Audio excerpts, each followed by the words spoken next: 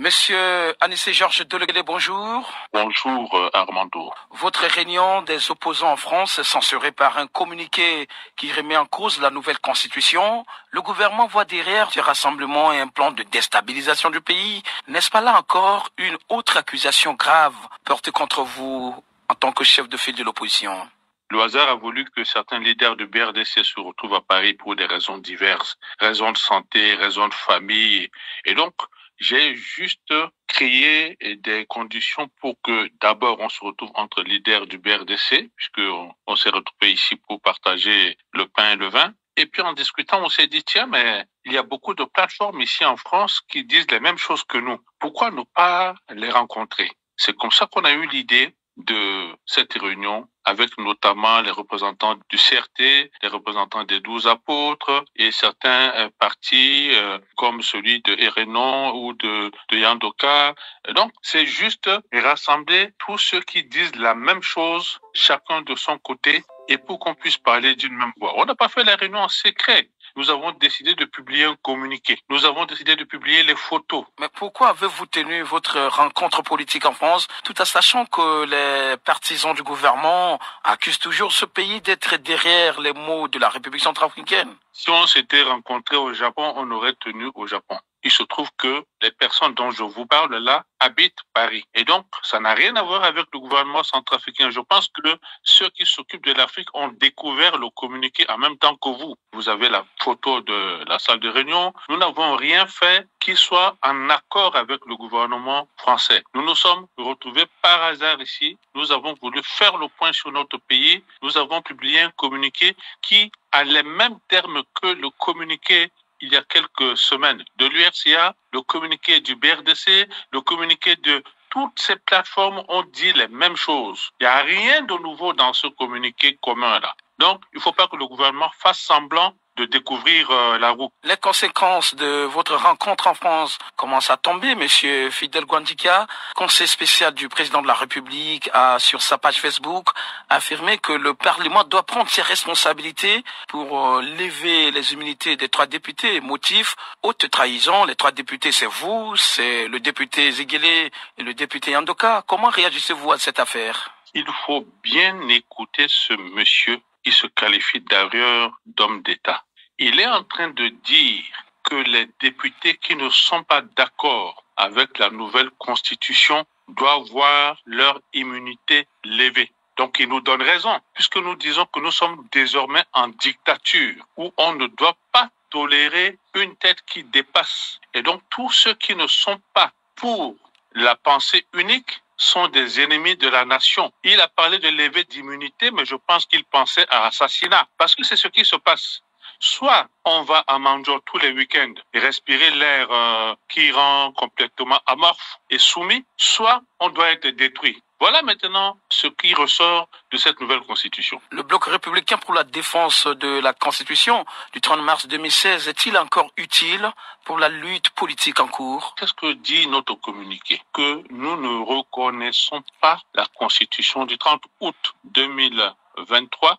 Donc, nous sommes toujours attachés à la Constitution du 30 mars 2016. Comment ça? Mais oui, bien sûr. Mais notre communiqué est clair, non? Nous estimons, comme beaucoup de Centrafricains, que cette nouvelle Constitution qui fait de notre belle République un empire, un royaume, est une Constitution qui doit disparaître le plus vite possible et refaire place à celle qui a été consensuelle. Parce qu'une Constitution rédigée dans la clandestinité par un groupe d'individus qui n'en a pas la qualité, vous voulez que votre pays et le mien soient régis par cette espèce qui met entre parenthèses plus de la moitié de la population qui en fait des citoyens de seconde zone. Mais déjà, la Cour constitutionnelle a donné son quitus, le président de la République en a déjà promulgué. Mais oui, mais vous savez que la Cour constitutionnelle maintenant est une chambre d'enregistrement. Les gens ont peur. Ce qui est arrivé à Madame Darlan et à Monsieur Sangrafio leur arrive aussi. Donc ils sont soumis, ils sont aux ordres. Cette constitution est un torchon de contre-vérité. Une Cour constitutionnelle normale ne devait jamais valider un tel document. Monsieur, le BRDC a besoin d'un nouveau souffle, mais il semble que la lutte devient de plus en plus difficile pour vous face aux stratégies du gouvernement. Quelle est donc votre marge de manœuvre si et seulement si le pouvoir déclencherait une procédure de la levée de votre immunité comme en a voulu Monsieur Gwandika? Mais Monsieur Gwandika n'est pas le droit. La levée d'immunité parlementaire est un problème de justice. Nous sommes en train de jouer notre rôle d'hommes politiques, de leaders politiques, de démocrates, de défenseurs de la population. Voilà ce que nous faisons. Nous ne faisons rien de séditieux. Nous ne prenons pas les armes. Nous utilisons l'arme qui est l'arme politique, c'est-à-dire tout ce qui est prévu par la Constitution du 30 mars 2016 à laquelle nous sommes attachés.